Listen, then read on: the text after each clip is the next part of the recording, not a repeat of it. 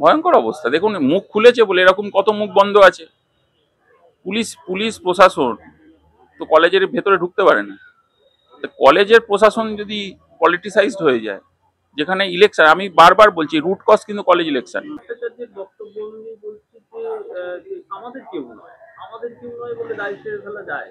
আসলে তৃণমূলটাই তৃণমূলের নয়, আমরা জানি তো, কেউ কারুর নয় তৃণমূলে। এটা খুব বাস্তব পরিস্থিতি। তৃণমূলটা কোনো দল হতে পারে না। যদি এইরকম চিন্তা ভাবনা থাকে তাহলে একটা দল কোনোদিনও দল হয় না। স্বীকার করছেন না কেন?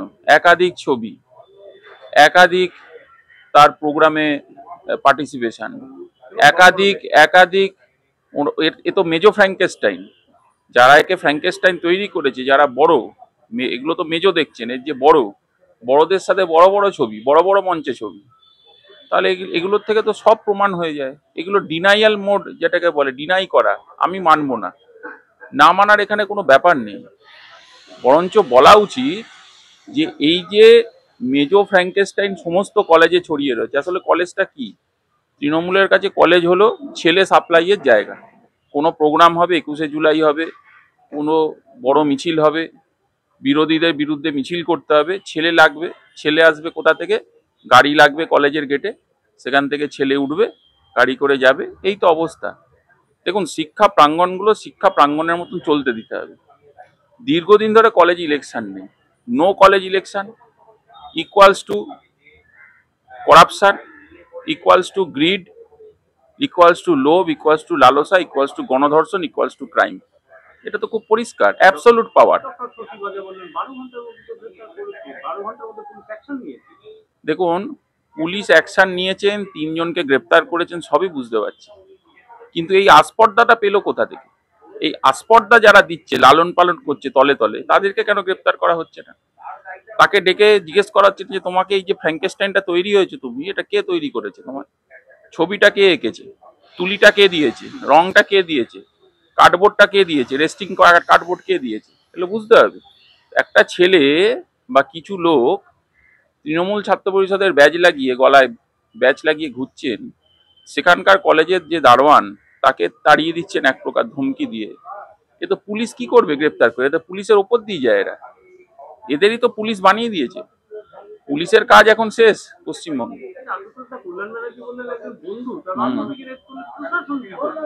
ঠিকই তো, একটা পাগল যদি পাগলামি করে, তা কি মেন্টাল হাসপাতাল দায়িত্ব নেবে, না তার বাড়ির লোক দায়িত্ব নেবে? কথাটা এরকম হয়ে যাচ্ছে না?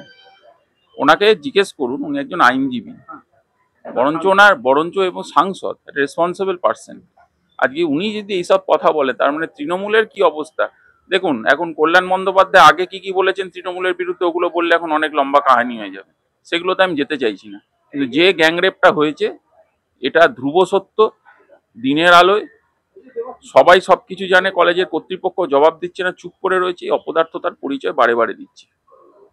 বেশ, আমার শেষ প্রশ্ন থাকবে, এমন কি ঘটলো তিনজন ব্যক্তি, শ্রীরামপুর ভট্টাচার্য, ডক্টর শশীবাজার, কুণাল ঘোষ একত্রে রে করে উঠলেন, জরুরিকালীন তৃণমূল ভবনে বৈঠক ডাকতে হলো, কি ঘটলো? পুলিশ তো করছিলই, তাহলে আমি আশা রাখবো, আমি এই 3 জনের প্রতি ভরসা রেখেই বলছি, যেহেতু তারা নেতৃত্ব দিচ্ছেন একটা দলকে, যে এরা অন্তত বিজেপির মতন ধর্ষকদের হয়ে ব্যাট করতে নামবেন না রাস্তায়।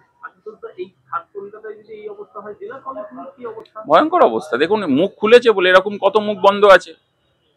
পুলিশ পুলিশ প্রশাসন তো কলেজের ভেতরে ঢুকতে পারে না। কলেজের প্রশাসন যদি পলিটিসাইজড হয়ে যায়, যেখানে ইলেকশন, আমি বারবার বলছি রুট কজ কিন্তু কলেজ ইলেকশন। কলেজ ইলেকশন যদি থাকতো, বিরোধী দল যদি সেখানে থাকতো, এই জিনিস কিন্তু ঘটতো না। আজকে অ্যাবসলিউট পাওয়ার করতে গিয়ে ঘটনা ঘটছে। মমতা বন্দ্যোপাধ্যায়, আমি যা শুনলাম, যা জানলাম, উনি দীঘায় ব্যস্ত ছিলেন সমুদ্র সৈকতে। এখানে এরকম ঘটনা ঘটে গেছে, ওনাকে এখনো দেখা যাননি বা ওনার কোনো স্টেটমেন্ট আমরা শুনিনি। কবে শুনবো তার অপেক্ষায় সবাই, আমরাও আছি, আপনারাও থাকুন।